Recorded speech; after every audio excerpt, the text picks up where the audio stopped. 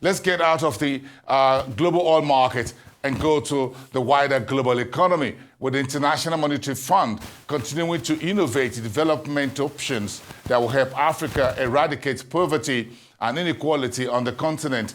Earlier yesterday, the head of the IMF African Department, Abebe Emre Selassie, sat down to a conversation on this with the president of the Center for Global Development, Masoud Ahmed. What you seem to be calling for is, at the IMF, of course, which you know incredibly well,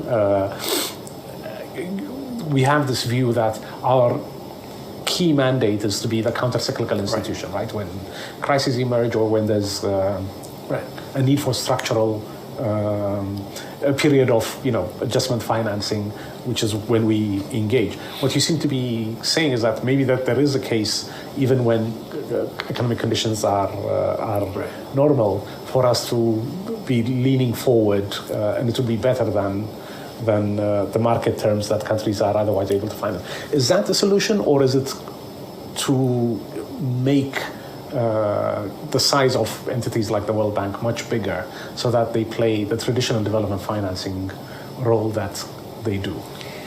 I think ideally you would have much larger development banks.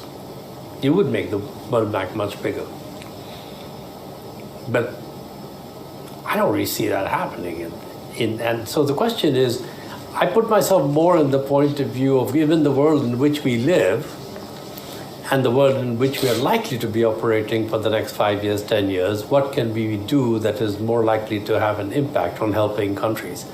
I think there's a bigger question, Abe, I want to kind of pose to you, because I really think that we should think about this issue, which is, I find there's a little bit of a disconnect between two conversations globally. So one conversation is about needs and potential.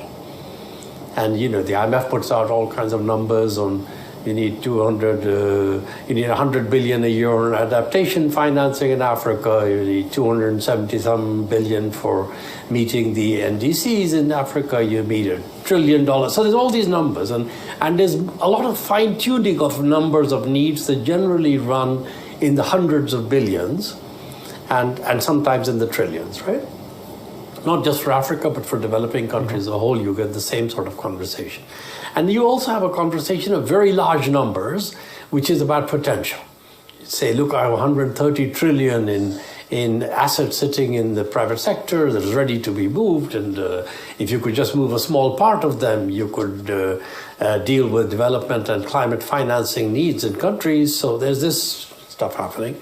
And then there's a separate conversation happening, which is essentially around debt sustainability, the limits to borrowing, the feasibility of absorption, and that is reflected a little bit. If you look at your medium-term growth numbers in the WIO database for Africa, what you see is investment numbers go up by between 1 and 2 percentage points, I think, over the next 5 years, but it's not a huge change.